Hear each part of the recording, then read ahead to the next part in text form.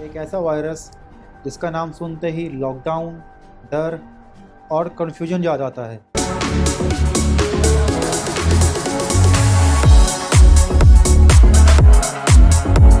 आज हम बात करेंगे निपा वायरस के बारे में। निपा वायरस क्या है, ये कितना डेंजरस है, ये कैसे फैलता है और आप अपने आप को इससे कैसे बचा सकते हैं। ये सारे क्वेश्चंस का आंसर आज मैं इस वीडियो में दूंगा। निपा वायरस एक जूनोटिक वायरस है जो कि एनिमल से ह्यूमन में फैलता है और इसका जो मेन सोर्स है, जो मेन होस्ट है, वो है बैट, मतलब चमगादड़। इसका सबसे पहला केस आया था मलेशिया में 1998 में और इंडिया में ये सबसे ज़्यादा केरला स्टेट में पाया गया है। तो निपा वायरस कैसे फैलता है? टोटल 3 तरीके हैं जिससे कि ये फैलता है। सबसे पहले है फ्रूट्स, मतलब कंटामिनेटेड फ्रूट्स, जो कि किसी चमगादड़ ने या किसी ऐसे एनिमल ने जो कि निपा वायरस से इन्फेक्टेड है और उसने वो फ्रूट को थोड़ा बहुत खाया है या उसके ऊपर बैठा है और वही कंटामिनेटेड फ्रूट को आपने कंज्यूम किया, तो ये इसका सबसे पहला रास्ता है फैलने का। दूसरा है एनिमल टू ह्यूमन कनेक्शन, मतलब किसी जानवर से इंसान को होना, जो जानवर इन्फेक्टेड था उससे। और तीसरा है ह्यूमन टू ह्यूमन, जो कि अगर किसी पर्सन को हुआ है और दूसरा पर्सन उससे क्लोज कांटेक्ट में आया है तो भी ये फैलता है। अब हम बात करते हैं निपा वायरस के सिम्टम्स की, मतलब निपा वायरस के लक्षणों की। तो निपा वायरस के लक्षण या इसके सिम्टम्स 4 से 5 दिनों में आपको दिखने मिलते हैं, जिसमें सबसे पहले सिम्टम्स जो आपको देखने मिलते हैं वो है fever, headache, muscle pain and vomiting.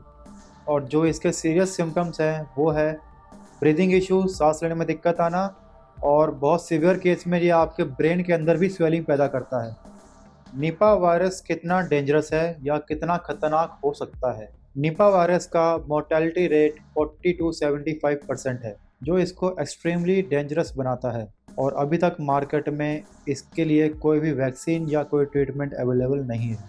ज़्यादा से ज़्यादा हम क्या कर सकते हैं, इसको अर्ली स्टेज में डिटेक्ट करके स्टार्टिंग में ही इसको ठीक करना। अगर ये अगले स्टेज में पहुंच गया तो इलाज बहुत मुश्किल है, बिकॉज वैक्सीन नहीं है।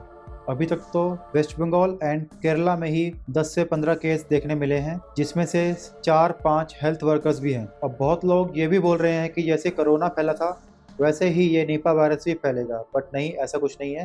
ये सब मिथ्स हैं। निपा वायरस के जो मैंने स्टार्टिंग में बताए 3 वेज फैलने के, कंटामिनेटेड फ्रूट खाने से, animal to human and human to human connection से, ये 3 ही रास्ते हैं। ये हवा में या ऐसे एटमॉस्फेयर में नहीं फैलता। और मैंने 2-3 रील्स देखी जिसमें, चलो मैं नहीं जानता कौन थे वो कह रहे थे कि आप फ्रूट्स खाना बंद कर दो क्योंकि फ्रूट से ही ये वायरस फैलता है।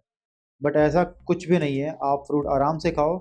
सिर्फ ध्यान क्या रखें, अगर किसी फ्रूट पे कोई भी दाग है, कोई कट लगे हैं या किसी जानवर के पंजों के दांतों के निशान आपको दिख रहे हैं, वो फ्रूट ना खरीदें, ना खाएं। फ्रूट पूरा फ्रेश हो। और जो इसमें सबसे ज़्यादा आपको ध्यान रखना है वो है कि आप अपने हाथों को धोते रहें या फिर सैनिटाइज़र से थोड़े टाइम बाद सैनिटाइज़ करें अपने हाथों को। तो अब मैं निपा वायरस से बचने के लिए कुछ पॉइंट्स बताऊंगा आपको, आप उन सब पॉइंट्स को फॉलो करें। सबसे पहले है फ्रूट्स को अच्छी तरह से धो के वॉश करके खाएं।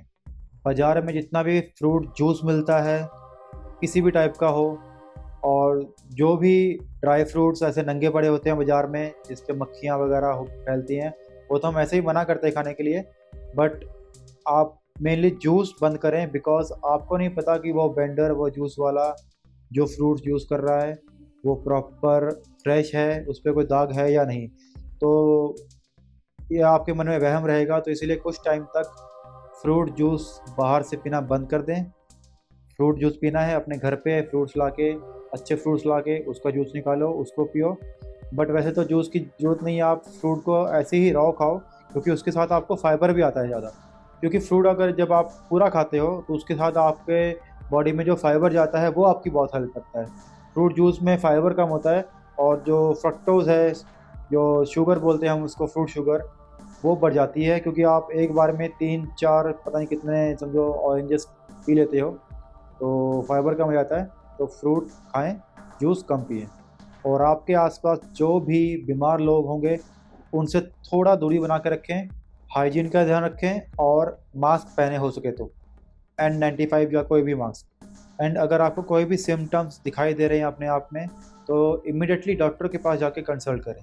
और हाँ, जो लोग फिट हैं फिज़िकली, मेंटली, मतलब अंदर से बाहर से, उनको इस वायरस का रिस्क कम है, बिकॉज़ उनकी इम्यूनिटी स्ट्रांग होती है। अब मैं सिर्फ फिज़िकली देखने की बात नहीं कर रहा हूँ। बहुत लोग होते हैं जो पतले होते हैं, या फिर बहुत लोग ऐसे भी होते हैं जिनकी बॉडी में काफ़ी फैट होता है, बट उनकी इम्यूनिटी बहुत स्ट्रांग होती है। तो जितनी आपकी इम्यूनिटी स्ट्रांग होगी, उतना ही इन्फेक्शन का रिस्क कम हो जाता है। तो इसलिए मैं 4 बातें बोलूँगा। रेगुलर वर्कआउट करें, अच्छी डाइट लें, अच्छी नींद लें, और पानी अच्छा पिए। आपकी बॉडी की रिक्वायरमेंट जो भी होगी, बट एक नॉर्मल 3 से 3.5 लीटर पानी आप पिएँ।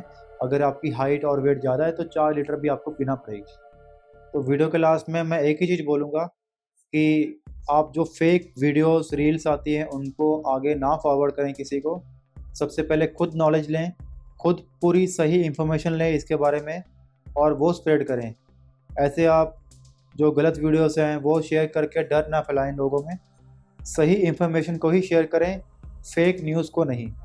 तो अगर आप सबको ये वीडियो अच्छी लगी तो इसको ज़रूर शेयर करें, कमेंट करें, मेरे चैनल को सब्सक्राइब करें।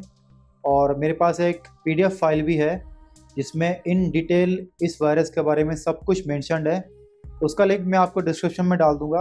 अब ये मैंने लास्ट में इसलिए बताया है क्योंकि जो लोग लास्ट तक वीडियो देख रहे हैं वो सीरियस हैं। तो आप सबके लिए मैंने स्पेशल ये पीडीएफ बनाई है। तो इस पीडीएफ को आप डिस्क्रिप्शन में से डाउनलोड कर लें, और जो जो इसमें लिखा है उसको ध्यान से पढ़ें। और स्टिल और भी कोई अगर आपको मन में इंक्वायरी है तो आप कमेंट करें। मैं जैसे ही मुझे टाइम मिलेगा मैं रिप्लाई सबको करता हूँ। सो वीडियो को एंड तक देखने के लिए थैंक यू। Bye bye.